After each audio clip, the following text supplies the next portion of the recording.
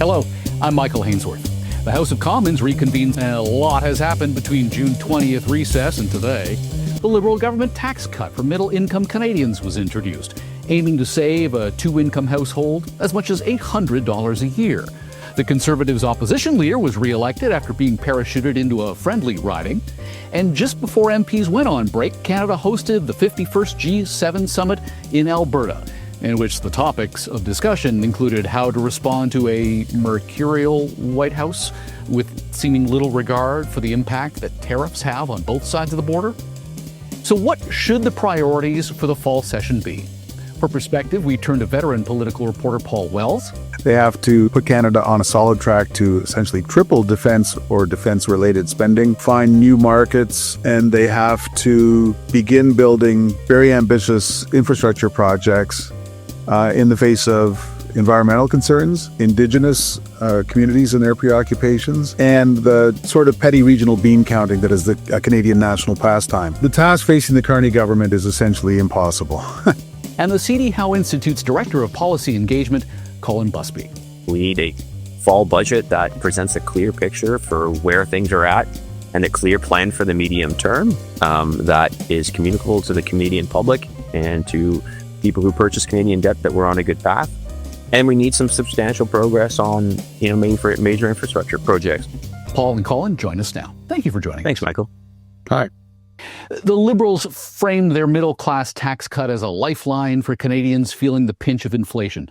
Paul, is $800 a year really meaningful for the average household, or is this more political theater than economic relief? It's more meaningful the further you go down the income scale. There's a lot of people who could really use a break like that.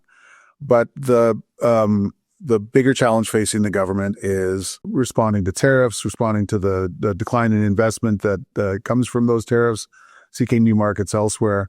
The tax cut is very much a down payment on a lot of much harder work that still has to come.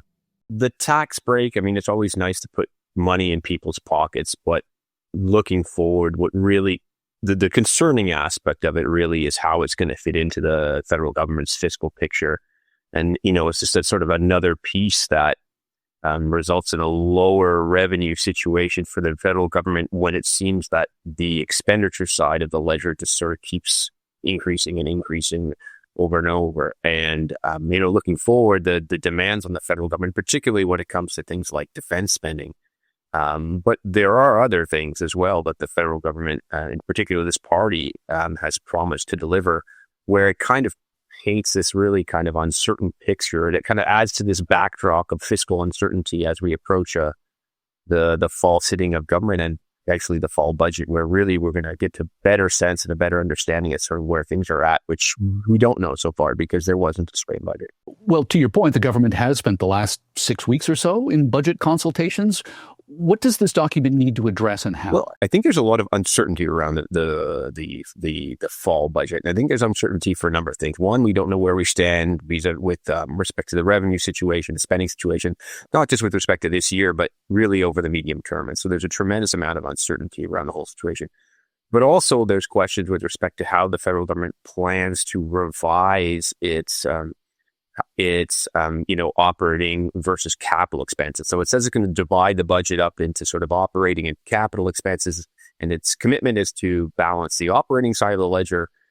But in terms of what would actually qualify for capital expenses, we don't know. So there's all kinds of, economic uncertainty. I think there's a real backdrop of a weakening Canadian economy. I think that's concerning. And then you add into the fact that we don't know where we stand, financially, and we've got uncertainty with respect to how they're going to apply their platform commitment. And I think that that's really what we're looking for is a better picture as to how this government plans to manage things over the medium term. And Paul, what are you hearing on Parliament Hill as far as the optimism that we're going to dot the I's and cross those T's? The task facing the Carney government is essentially impossible. They have to put Canada on a solid track to essentially triple defense or defense-related spending over the next decade. They have to find new markets to at least partially compensate for lost business with the massive and very close American market. And they have to begin building very ambitious infrastructure projects in the face of environmental concerns, indigenous communities and their preoccupations, and the sort of petty regional bean counting that is the Canadian national pastime. We saw Premier Doug Ford say that there weren't nearly enough Ontario projects on a leaked version of the federal major projects list. That's a song that any premier can learn to sing very quickly. And if we start henpecking any list because it's possible to imagine my corner of the country getting more goodies than are provided in this list, then the whole project is doomed to an early failure. So, but apart from that, Mrs. Lincoln, how's the play? Like, this is going to be a very difficult budget to produce, and it's no wonder the government was at first ambivalent about whether they even wanted to produce a fall budget. The timeline for squaring all these circles is quite short.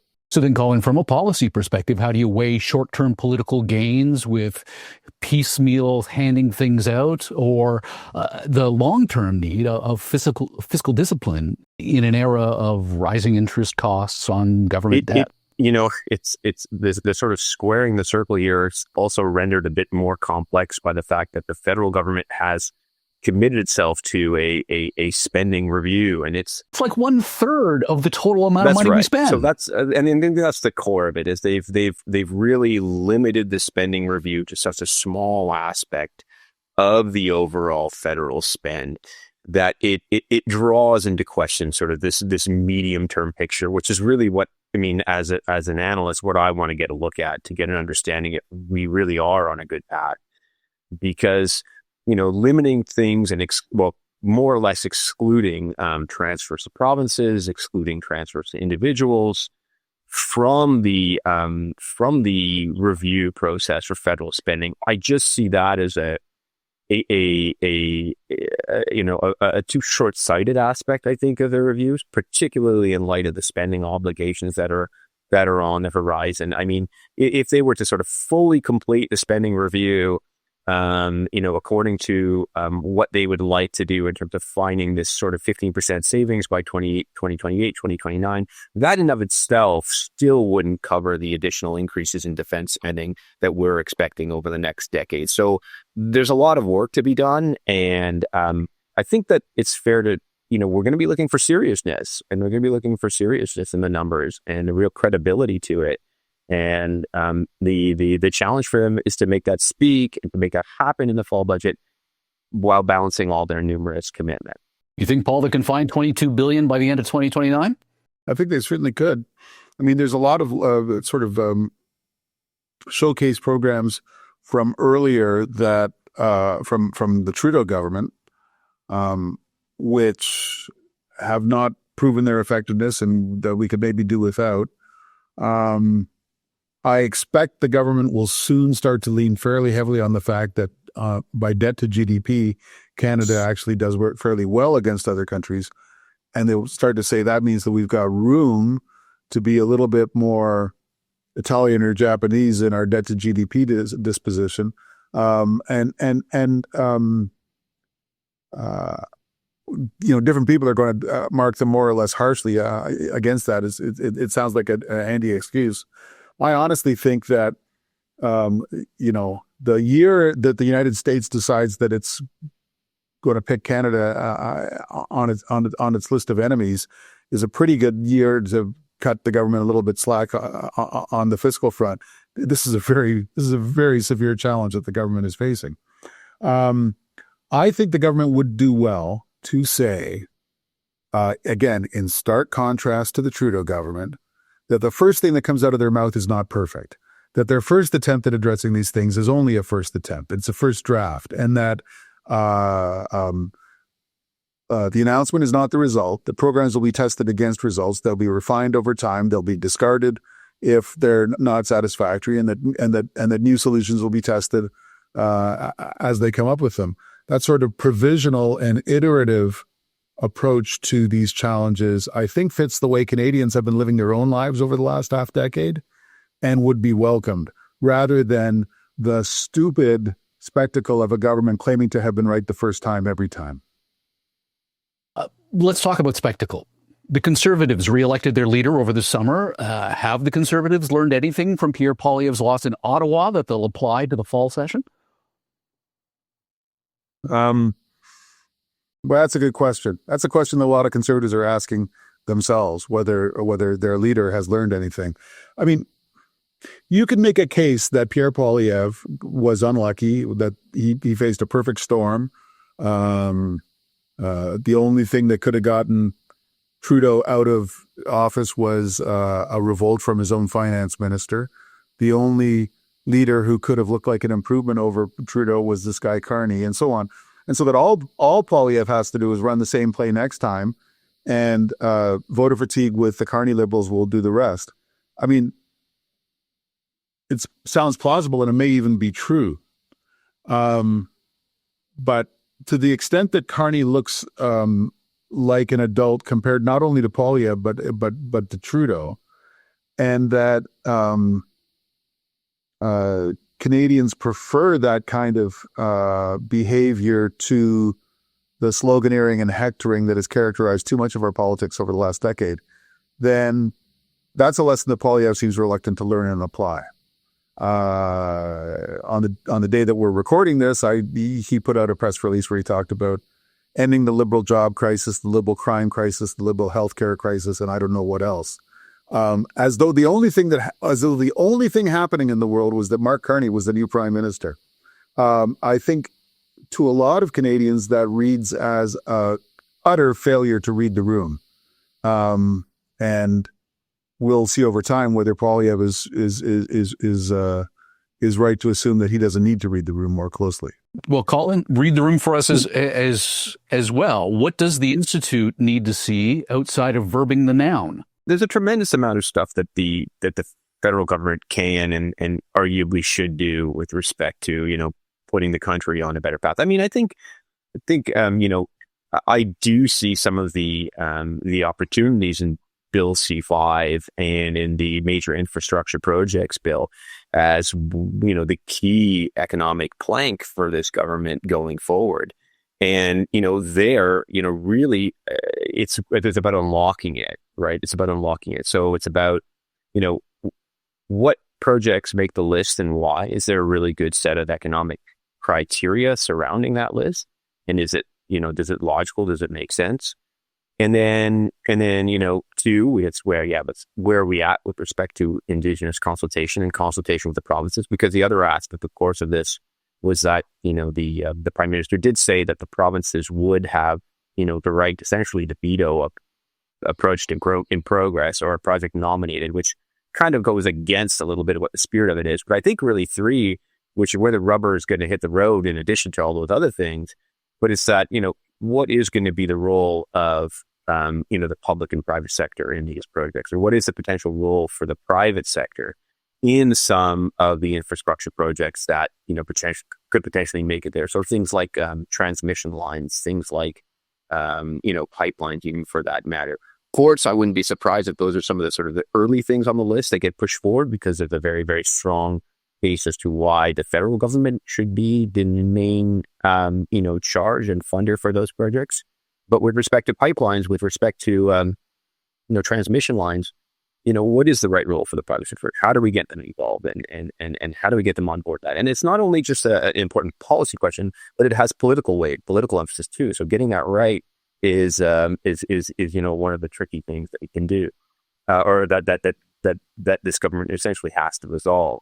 The other thing I'd say is with respect to the other big piece, and Paul outlined it, he's got the same three big pieces with me as I do, but it's the trade negotiations with the United States. So this can't really be done with, just the sort of new trade and security pact without an eye to the Canada, U.S., Mexico agreement essentially expiring next year. Like this really has to be done with a more of a medium-term perspective in the sense of how do we conclude something in this regard that paves the way for a much smoother, in fact, anticipated renewal of the Canada-U.S.-Mexico agreement, because that's really what is, the key linchpin piece, in addition sort of Bill C-5 that I think this government has on the agenda, that it has the opportunity to, to further. But these are very complex, and, these are about as challenging an issues as it gets. Yet it is possible. Well, then let's expand upon that by talking about the G7 specifically. The Prime Minister used that stage in Alberta to project some global leadership. We know that the last time a reality show host was in the White House, that the de facto leader of the free world was based out of Germany. What role does Canada have to play the second time around amongst the G7 when it comes to projecting a sense of leadership, but also kind of circling the wagons on the tariff issue? I think Canadians would sometimes be surprised to learn the extent to which Canada has no basis for claiming leadership in multilateral negotiations. All of the European countries, and certainly the largest European countries, face challenges similar to ours, have more fiscal throw weight than Canada does, have been more present in international fora than Canada has. Their leaders are more welcome in the White House, and on and on and on. I think some of this is due to the fecklessness of the Liberal government of Justin Trudeau, but not all of it. A lot of it is simply geography and a sort of long complacency born of the how easy our geographic situation used to be. But the upshot is that Canada mostly has to, Canadian leaders, starting with the Prime Minister, but not only the Prime Minister, just have to show up for more of these conversations and make bigger contributions to multilateral solutions to build back a credibility that had been eroding for a long time. Canada has a lot of ground to make up on these things. This is not my own grumbling dyspeptic analysis. This is what I've heard from many European diplomats over several years. It seems that completing the task in terms of not just meeting our NATO requirements for defense spending, which of course just rose tremendously in the last year, going from 2% of GDP to 3.5%.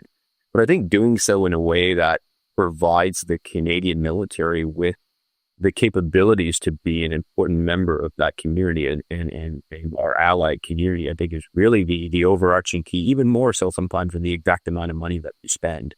But are we going to be able to produce capabilities that put us in need that to our allies? The other piece I'd say too is on the trade diversification front. That's the flip side of the U.S. negotiation. That's taking on that we're taking on right now. And the trade diversification front is equally complex as the negotiations with the U.S. are, in the sense that we still have a number of deals to sign. With the UK, we don't have one.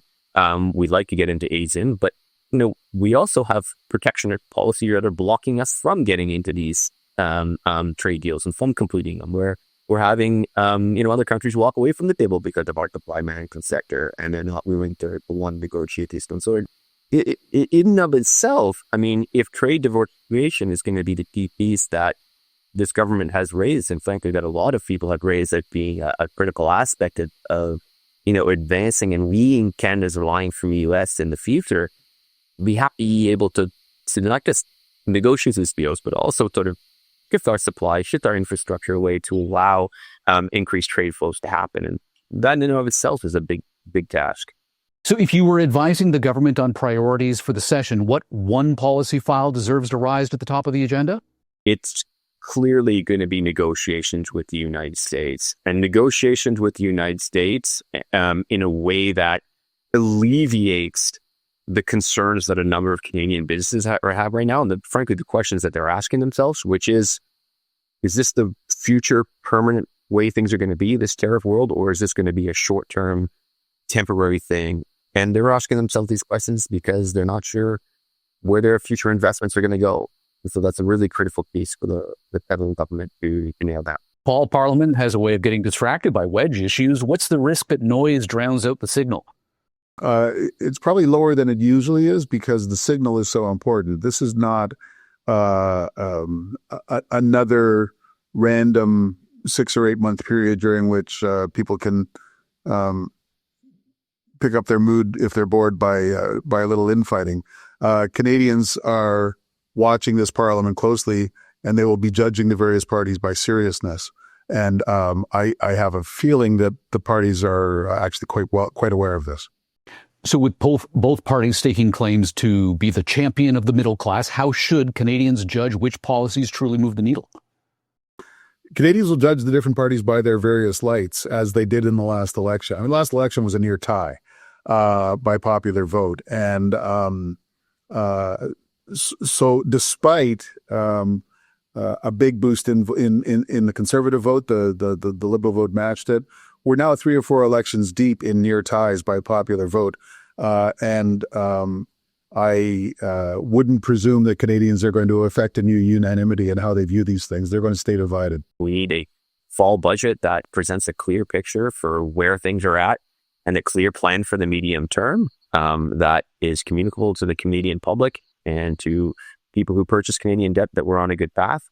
And we need some substantial progress on, major infrastructure projects. We need to know, where we're going to build and how and why, and really advance those as the sort of cornerstone pieces of what this government intends to do. Gentlemen, as always, great getting your insight. Thank you for your time. Thanks, Michael. Thank you. Paul Wells is a veteran political reporter whose work can be read at paulwells.substack.com. Colin Busby is the Institute's Director of Policy Engagement. For further insight into the way forward, visit cdhowe.org. I'm Michael Hainsworth. Thank you for joining us.